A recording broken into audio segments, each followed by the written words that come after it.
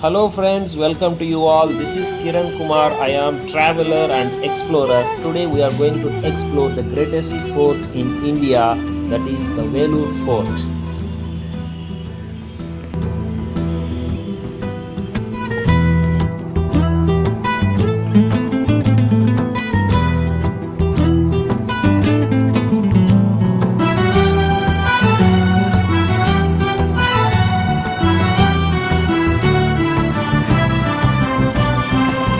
Vellore Fort is the large 16th century fort situated in heart of Vellore city in the state of Tamil Nadu.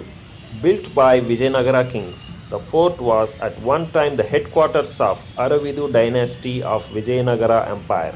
The fort is known for its grand ramparts, wide moat and robust masonry.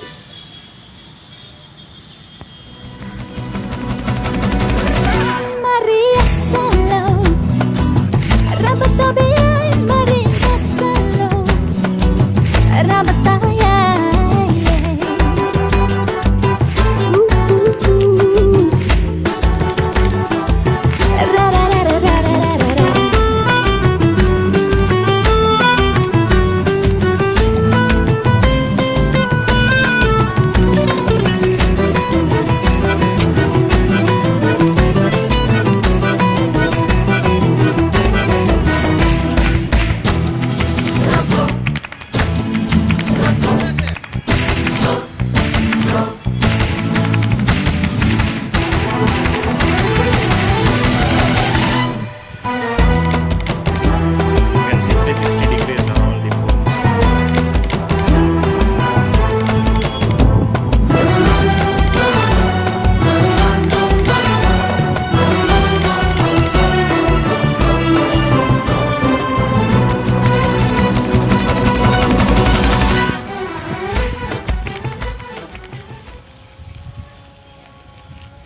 Friends, I am going to show you the Vellore Fort by taking a ride on this cycle, and I am going to cover the entire circumference of Vellore Fort wall on this electric cycle. Vellore Fort was built by Chinnabommi Reddy and Timmareddy Nayak, subordinate chieftains under Sadasivaraya of Vijayanagara Empire in the year 1566 AD. Vellore Fort gained strategic prominence following the re-establishment of Vijayanagara rule, with Chandragiri as the fourth capital after Talikota battle.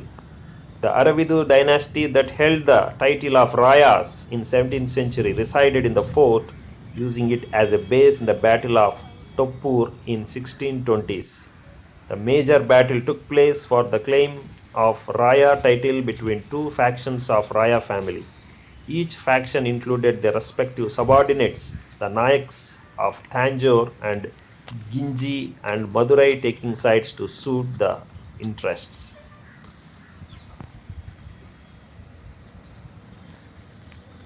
The Vellore Fort is the scene for Vellore Sepoy Mutiny, popularly called the Vellore Mutiny. In 1806, Vellore Fort was used by British to station two infantry regiments of the Madras Army plus four companies of an English regiment. The British Commander-in-Chief of Madras Army had prescribed a new round hat for Madras Sepoys to replace their turbans, plus the removal of beards, caste markings and jewellery. These measures were intended merely to improve the appearance of Madras soldiers on parade, but Sepoys considered them to be an offensive meddling with their religious beliefs. The situation was worsened by the fact that hat included a leather cockade made from cow hide. The Indian Sepoys stationed in the fort attacked the European barracks there, and by late morning had killed about 15 officers and 100 British soldiers and ransacked their houses. Some of the rebelling soldiers also urged the sons of Tipu Sultan to lead the campaign.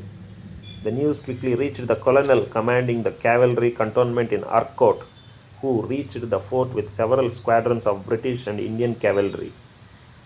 The mutineers, numbering more than 800, were scattered with heavy losses. By noon, the mutiny was put down. The events led to the court of inquiry by the British, who decided to shift Tipu Sultan's family from Vellore to faraway Calcutta in isolation. Vellore Fort has housed several royal captives over its history. After the fall of Srirangapatnam in 1799 and the death of Tipu Sultan, his family, including his sons, daughters, wife, and mother, was detained in the fort. After 1806 Sepoy Mutiny, the British transferred Tipu's sons' daughters to Calcutta. The tombs of Bakshi Begum, widow of Hyder Ali, and Padshah Begum, Tipu's wife, and sons who died in 1834 are located within a kilometer of eastern side of the fort.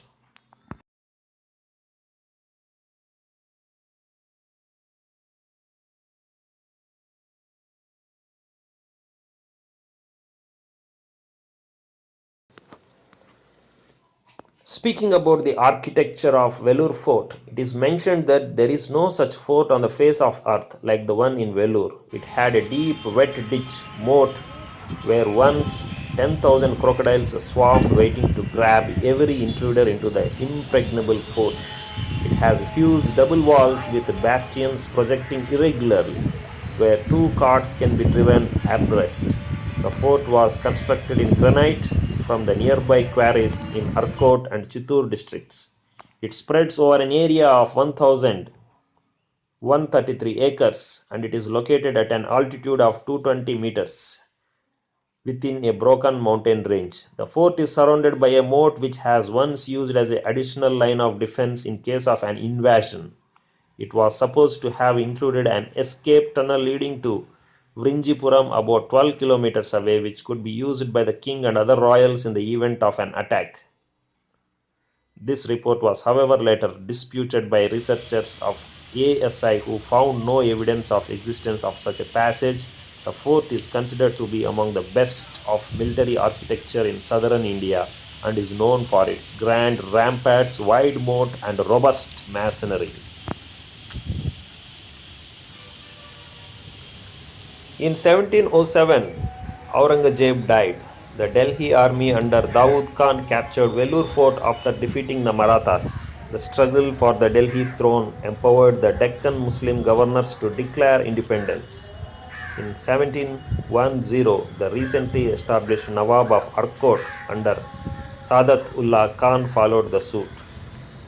Dost Ali, the later successor, in 1733 gifted the fort to one of his son-in-laws.